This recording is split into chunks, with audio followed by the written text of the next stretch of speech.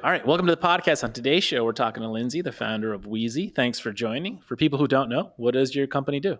Weezie Towels is a luxury bath brand. So we sell customizable luxury bath towel products and robes and other gifts. And I'm a big fan. What made you, of all the things that you can be working on, your background is also somewhat in finance. And so what brought you to this? What was the journey that you saw an opportunity in this space? You're exactly right. My background was in finance, more traditional finance in New York. And so the journey from finance to bath towels certainly was not linear. And it really started with my co-founder, who is a longtime friend of mine. She really had the experience, which I think all great brands are born out of, like a true consumer pain point, where she was shopping for towels off for her wedding registry. So picking out what she wanted to put on for her wedding registry. She was at a department store and there were dozens of different brands and dozens of different products within every brand and different price points and a lot of jargon. And she found the consumer experience when it came to actually purchasing and picking out the product really overwhelming and also offline. She was in a department store. And then when she went to get them embroidered with her new married monogram, that process was also really clunky and offline. And when she finally got the product several weeks later, she was really disappointed in the quality. Specifically, her fiance was like, these towels look really good, but they don't actually work. Like, they're moving water across my body, they're shedding. Can you put these in the guest bedroom? And she really was like, okay, this took me a lot of time to pick out. They cost someone a lot of money to buy them for us, and the quality really wasn't there. And she sent a text message to a group of girlfriends, of which I was one, saying, what bath towel brand should I be buying? What is everyone using? And that conversation snowballed into what became several months later us launching Weezie. And so was the first version of the product always just a customized, like a monogram towel? That's where it started? Yeah, the product really started first and foremost with luxury towels. And we actually weren't even going to launch with customization at first because we frankly found it to be very daunting and overwhelming, of which it is, both of those things to do. So the first iteration of the product was, let's just launch like the world's best bath towel. And so we had to go meet with, manufacturers all over the world, frankly, to find, what cotton we're using, what manufacturer we're using, and really making the bath towel that we felt was missing from the marketplace, which is maximizing both softness and absorbency. Many towels sort of favor one over the other. And once we were able to nail that product, we actually did pause and say, okay, we can launch right now with a streamlined group of bath towels. It was all white bath towels, different colored pipings. We sold them in different sizes. We had washcloth, hand towel, bath sheet. We also had our still best-selling makeup towels, which are a dark navy washcloth meant to hide makeup stains from white towels. And we were about to launch with that product, and we said, okay, part of the pain point was customization. And there's a reason not a lot of people are doing this, is because it's hard to figure out. Let's give ourselves, we were supposed to launch in May. We postponed till October of 2018 to figure out how we could do best-in-class customization through like a seamless online experience. And so that really became, a huge part of our story. So we launched with the bath towel line, which you could also customize. And so how long would you say from the idea, from the text message to launch, how long did that process take? That took almost a year. It was probably spring of 2017, or summer of 2017. And then we launched it fall of 2018. Okay. I think deciding that we were I think it took me a long time to be convicted that there was a problem. So it's one thing for one person to have a customer experience, but then you have to do your research and your surveys. And, so we were interviewing and surveying thousands of people, honestly, to kind of confirm there was an opportunity and a problem there to solve. And then the next layer is, okay, are we the right two people to solve this? And the last part is, can we actually solve it? So can we actually go create a towel and a brand and a customer experience that kind of delivers on all the things that we think are missing and wrong? So it definitely was not an overnight idea to launch. Yeah. And then at what point in that entire process did it become clear to you, whether it's not so much the aha moment, but at least the moment where the scales start tipping? So the way I look at it, my assessment of it is there's green space. You guys saw it. There's a problem. You can solve it. And then there's a question of, can we grow the brand to become the brand that's going to specify and fix this problem? And then I think the way you're thinking about it is probably is that market big enough? Yeah, definitely. And I think for me, like personally, Liz joked, my co-founder, that I was like a flight risk that whole time Okay. in the 12 to 18 months it took us to launch, because I sort of had one foot in the door of maybe we'll do this and maybe we won't. And for me, what really tipped me over the edge and that aha moment, so to speak, was the data. I think seeing the survey data that there was no one brand owning the space. There was nobody was saying, "Oh, I'm obsessed with my towel, and here's who makes it, and here's what it costs." And it was really nobody knew who made their towels. Nobody really remembered their last purchase experience. It just became this kind of forgotten item in the home, and there was really an opportunity to make that a really joyful experience where someone could say, "No, I'm obsessed with my towels." And so I think once I think we set the survey to like 2,000 people. I was like overwhelmed with, okay, there's like definitely an opportunity. And then I actually made Liz, I was at business school at Columbia at the time. I made her split, even though she wasn't enrolled, a class with me where we split homework. It was like launch your startup. And so it was kind of like, do we have the right skill sets between the two of us? Complementary skill sets. Do we work well together to actually be the right pair to take this on? And then the next layer was like, can we actually make the product? And that part, I think, probably took the longest, was working with the factories and going through sampling and making sure that we weren't just slapping a brand on a commoditized product, but we were actually creating a better product. I'll tell you my journey. So I just moved into a new place, and it seems like based on the design that you have behind you, you're also this person who enjoys like maybe a bathroom with the beautiful wallpaper. And so in that, if you're already in that space, which I was like, I really want nice towels. And it threw me into this like, where do you go? And I had nowhere to go. So I have my mom who's thinks I'm still, 12. And so she's just like getting me towels from Target, which is fine. Like that's no problem. And so, but so then I'm like, okay, I'll put those in one of the guest rooms. What about the towels I'm going to use? And so then it was like this journey. And then I got this email and I was like, oh, Weezie, this is it. This is this is the space where it matches a beautiful decor and you're proud to show off your towels.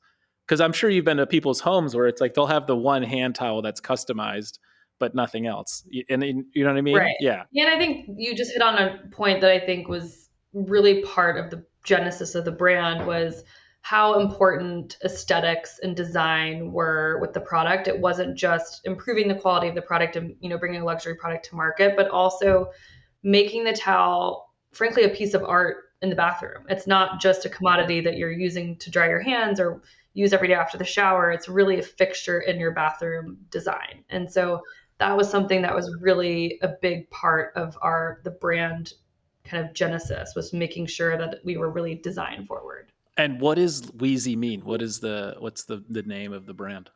So Weezie is a nickname for the more traditional name Louise or Eloise, both of which are family names for myself and my co-founder. Both of us are from the South, so more traditional names. But Weezie is meant to be sort of a fresh, modern take on something that's meant kind of, more often thought of something traditional like monogram linens. And we love that it also rhymes with easy, so we use that a lot in our branding. So, monogram towels should be easy, Weezie. We'll say Weezie like Sunday morning. It's kind of like our brand vibe of, this shouldn't be so complicated. Let us make it kind of easy breezy for you. I love that. Given your finance background, and I guess let's call it your surgical approach maybe to business, or at least launching this company, what do you think is something that you learned or that was overlooked from your perspective on launching a brand like this? I mean, I think probably an underappreciation for the importance of brand, because I am such a numbers driven person and everything kind of has to be just so in a spreadsheet, right? But that is just not enough, in my opinion, to, shake up an industry and garner the love and, the belovedness that I think Weezy has in the market. It's not because we have like great unit economics, right? It's because we've created this brand and a feeling really that people can relate to and that you want to tell your friends about. And I think it really takes both sides of the coin in terms of like that visual identity and the brand and the look and the feel and everything we do, from our packaging to our website to our Instagram, but also it has to work right behind the scenes. And I think that's why Liz and I are such a powerful pair, is because her background's really in graphic design and branding, and mine's more on the finance side. And so I think we both agree we couldn't have done it without each other. There's something about it too that's like, I can just imagine it being really fun, where it's like you're entering people's home in a very beautiful, intimate way, which is, I don't know, there's something about that that leads to a loyalty that a lot of brands will never have just by virtue of this being in someone's home.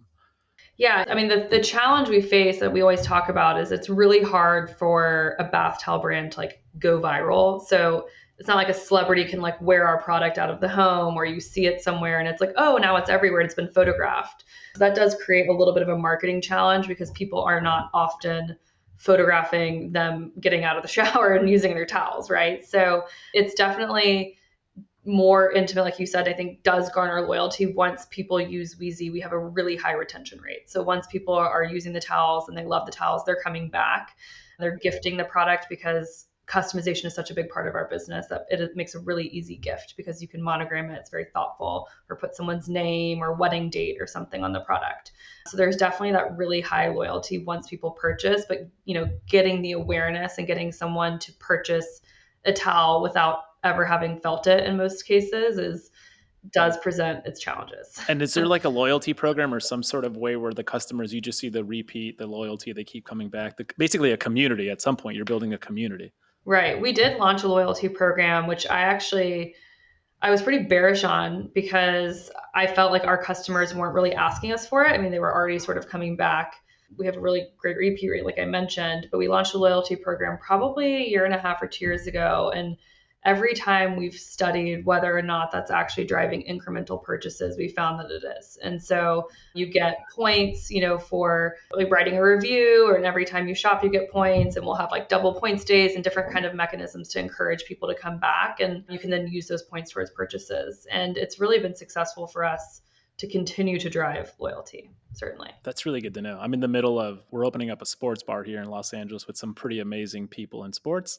And I have invited this person in to sort of help me with the community building of it. And so she was formerly in the gaming industry, and she's just like loyalty, founders program, the player circle, all these things are so important to how I guess it's a successful path when it's just gaming. But it's so new to me, and I feel like my mind is more similar to yours, where it's like, but does it move the needle? It doesn't seem like hell yeah. I think also like towels, traditionally, one of the reasons I was hesitant to launch this company back in the day when I was not fully convinced, it's not something people are buying super regularly. Right. Like when we were surveying people, they didn't even remember the last time they purchased their towels. It was similar to your story. Like my mom bought them for me for college and I still have them. And so I definitely was concerned about the ability to get people to come back to our website, especially when we first launched, we were selling, just a very streamlined product line. So I think I've been very pleasantly surprised with the repeat rate. And I think we've been able to do that because we're creating new products all the time. So people have a reason to come back. We also have done a great job, I think, of educating people that like it is pretty gnarly to keep your towels for more than 2 years when you're using them every single day. It's like you wouldn't wear the same shirt every day, a cotton shirt, and then not replace it, right? Okay. So I definitely think there's something to like educating people on how often you actually need to replace them. But then also gifting. I think that has been a huge angle for us with customization. So I think it's all about finding like, with your sports bar, like what are the angles that can get people to come back if it's not just in the traditional sense of what you might think.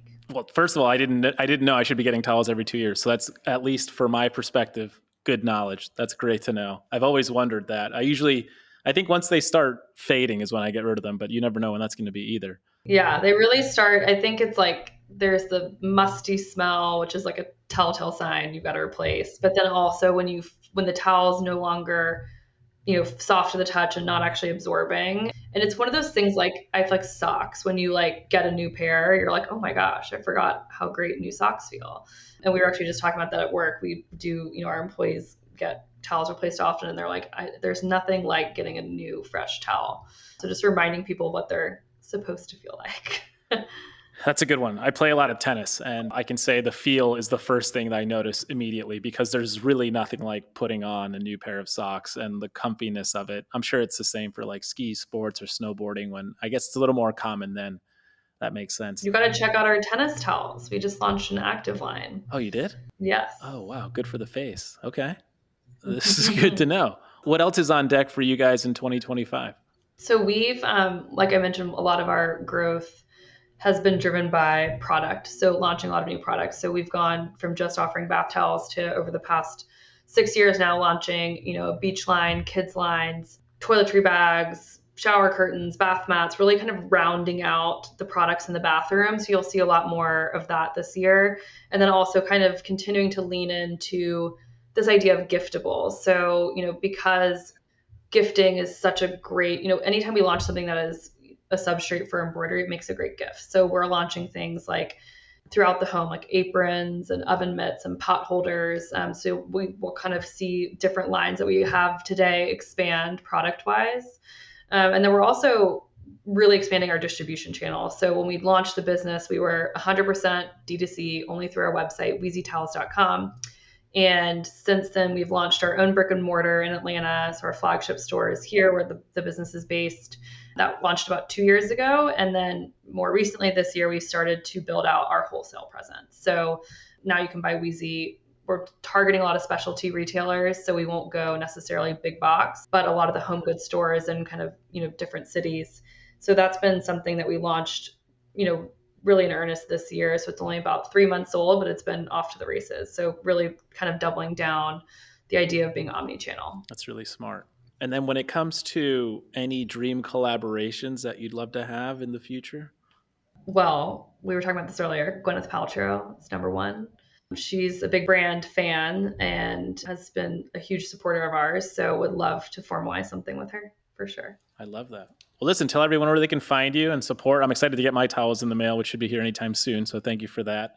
But where can they at least make the purchase? Yeah, so weezietowels.com is the best place to find us. And our Instagram is @weezietowels. Our TikTok is @weezietowels. And yeah, you can find us hopefully not only there, but if you're in Atlanta, you can stop by our store or find us at your favorite home goods store in your hometown. Any more stores planned for your future, or are you doing like a test run in Atlanta to see how it goes? I think so. It's been super successful. I think the hardest thing about retail stores is, staffing, which Totally. I think everybody will say. Yeah. And since Atlanta is our backyard, that makes that much easier because we have a corporate team here who can support the store. So I think the store has been a huge success, and I'd love to open more stores, probably not in 2025, but maybe shortly thereafter. Love it. Lindsey, thanks so much for coming on the podcast. Thanks, Diego. It was great to be here. Thank you for tuning in. If you enjoyed this episode, share with your friends, your family, or anyone you might think might benefit from the conversation we've had today. And if you haven't already, please take a moment to leave a review on your favorite podcast platform. We'd greatly appreciate it. Your feedback helps us improve and reach more people who can benefit from our discussions. The best way to stay connected with us and get the latest updates on future episodes is through our social media channels. You can find us at Startup Storefront.